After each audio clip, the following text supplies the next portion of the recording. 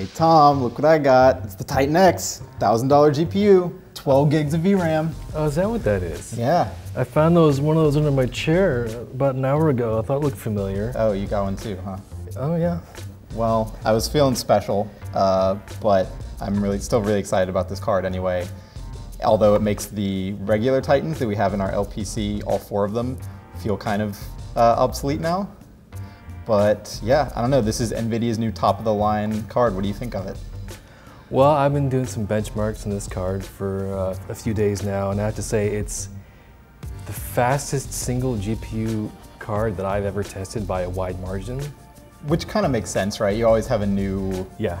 The new like top-of-the-line card is always going to be the best, highest performance graphics card ever, which is what Nvidia loves to come out and say on stage. Yeah. But still, I think this thing is pretty impressive.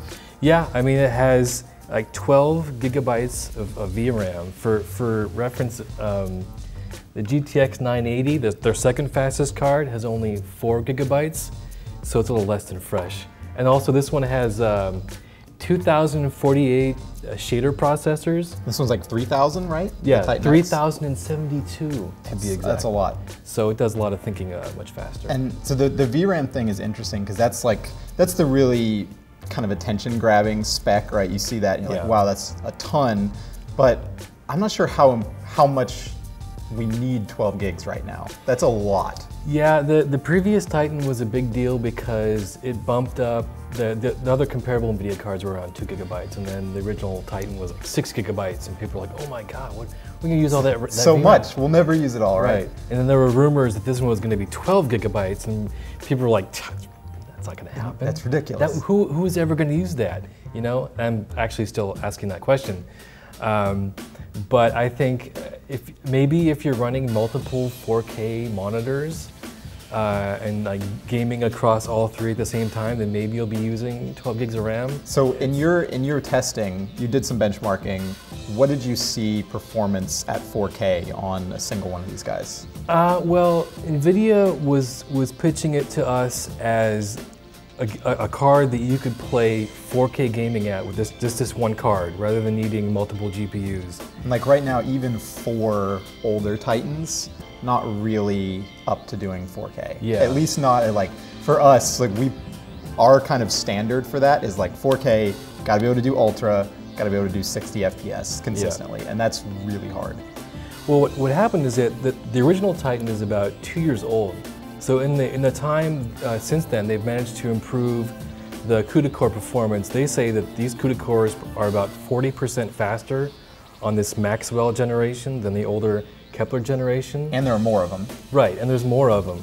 So at 4K, in some cases, I saw this Titan X performing almost twice as fast as the original Titan. Wow. Yeah. That's a pretty big difference. So, but like I said, I think you do need still more than one GPU to do 4K. We're not quite there yet. So were you hitting like, you know, in a game like Shadow of Mordor or Battlefield or something, were you hitting like 40, 50 consistently, or kind of a little lower? I would say in between there, between 40 and 50 frames, and you can also overclock and get some extra performance there. So that's really interesting. The original Titan was a slower clocked card than like the ones that were kind of, you know, what, like the 680 territory, 690s, but they were, and the Titans couldn't really overclock that well, as I recall, just because they were kind of already up against like the ceiling of what they could hit.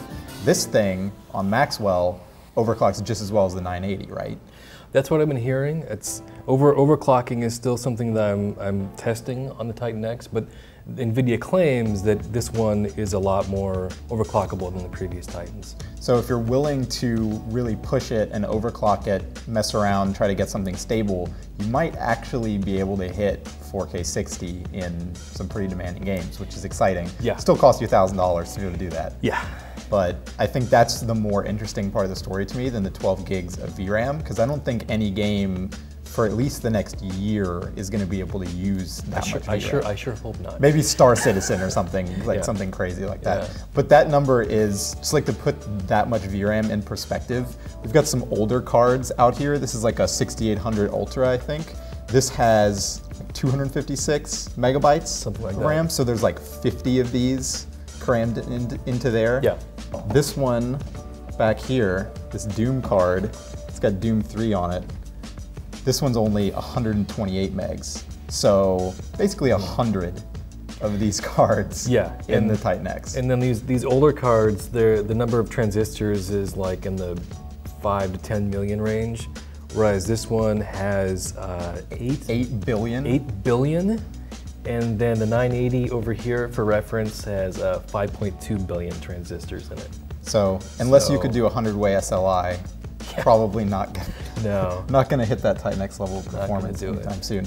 So what about doing SLI with the Titan X? I don't think either of us have tried that out yet, but what do you expect to see out of that? I don't know if we're going to double performance. Usually, would you say gains are like 80%-ish on your second card? Yeah, I would say they're in that ballpark, yeah. Okay, so last question on my mind about the Titan X. Who should actually buy this card?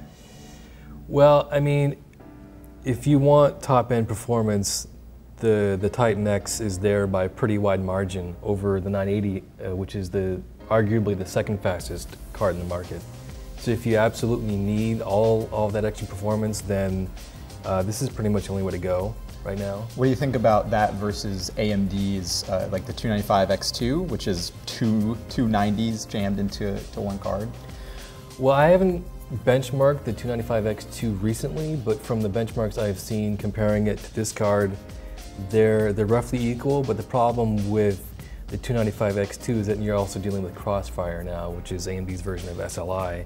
And sometimes that can be glitchy, and sometimes the game won't recognize the second GPU at all. So yeah, so from what we saw when we benchmarked that card, it had slightly higher average frame rates than this guy did, than the Titan X, but the minimum frame rates were way lower, which means like you're hitting stutter and stuff like that, which, you know, your average frame rate may say like this is what your general performance is going to be like, but that minimum frame rate is a big deal. Yeah, like those can be game ruining moments when you hit those like stutter spikes. So I think the big question now is like, what is AMD coming back with this summer? What are they going to be able to do to match this card? Well, I mean, I haven't heard any official information from them, but I've been hearing a lot of rumors about this 390X, which uses a different type of stacked memory, which is like super fast, and I've seen some allegedly leaked benchmarks that show this 390X performing about as fast, if not faster than this card. But again, this is all, take it with a grain of salt, the benchmarks might be fake. And we don't know what the pricing would be on it, right. So that's going to be interesting, because AMD's got to do something. Well, the 290X came out at $550. The 390X, if that's even what they're going to call it, if they even come out with that card, it might be $550 or it might be more. It depends on how much it costs in R&D and all that. So if you've got money to blow right now, this is absolutely the choice to get if you're willing to spend $1,000. If you want to wait and see what AMD's doing, they might have something surprising in a few months. Yeah, I mean, there's a lot of folks who just aren't interested in AMD cards at all, and in which case this is definitely a card to look at. And I expect Nvidia to come out with a dual GPU version at some point like they did with the Titan Z. So that's going to be an expensive card. Yeah. All right, well, that's the Titan X. Thanks for talking to me about your benchmarking. My pleasure. Hey everybody, Tom and Tim here with the Q&A portion of the PC Gamer Show, where we take your questions from Facebook, Twitter, Steam, and PCGamer.com about whatever's on your mind this week in PC gaming. Our first question this week comes from @BigDaddy on Twitter, and he asks, it used to be FPS games, now it's MOBAs. What genre do you think will be the next competitive gaming movement? What do you think, Tim? It's a slightly strange question is what I think, because it almost presupposes that one genre replaces another, which I don't think is necessarily the case. It's not like the arrival of Dota and LoL kind of got rid of CSGO. CSGO is still really popular. I think you're already seeing, I want to say card games, but specifically one card game, Hearthstone, be like an interesting competitive scene. It's still going through some growing pains, and there's definitely been some bumps on the road, but there's a lot of tournaments happening now. People are starting to earn real money, and I think that's a pretty vibrant scene. In terms of like the big next online phenomenon, I personally think it'll be less about competitive and more cooperative. I think the heists when they come to GTA 5 the online mode on PC are going to be a huge thing, and they bring in those kind of almost like raid-like dynamics into an action sphere, which you've kind of seen like Destiny do on console as well. And I think that cooperation between people rather than fighting each other is the kind of big frontier, I think, in online now. That's interesting. I definitely agree, though, that I don't think one replaces the other. I think you're right about that. Is there a genre you think is waiting to break out? I think card games have a chance. I don't know if they definitely will, but I think that you see a lot more online card games now that the Hearthstone's getting so popular, and they definitely could. So I can look forward to the next 5 years of trying to explain why it is an esport to people in the comments. Exactly, yeah. Okay, sounds fun. And then our next question is from Kenny Paul Ellis on Twitter, and he asks, I need to buy a new monitor. Is it worth upgrading to 1440p, or should I stay at 1080p? I have a rig that can handle 1440. I think this is a pretty simple question. It's just yes, if you have the money to do so and a rig that can handle 1440, you absolutely should. I wrote an article last week on PCGamer.com about my week with an $8,000 4K PC, and I kind of ragged on 4K a bit. I don't think that gaming I don't want to call you an ingrate, Tom, but I don't think that like mainstream gaming is quite ready for 4K, but I think 1440 is a completely different situation. You should, if you have the means to do so, you absolutely should upgrade. I upgraded to a 1440 recently. The price I picked through Wes's comprehensive buying guide to monitors, and the difference is definitely substantial, I think, and I think a more worthwhile jump and a more affordable jump than the one to 4K. Definitely. Well, thanks very much for your questions. Be sure to ask us anything that's on your mind this week in PC gaming with the hashtag AskPCGamer on our Facebook, Twitter, on PCGamer.com in the comments, in the YouTube comments, on our Steam page, wherever have you. We'll see you next week.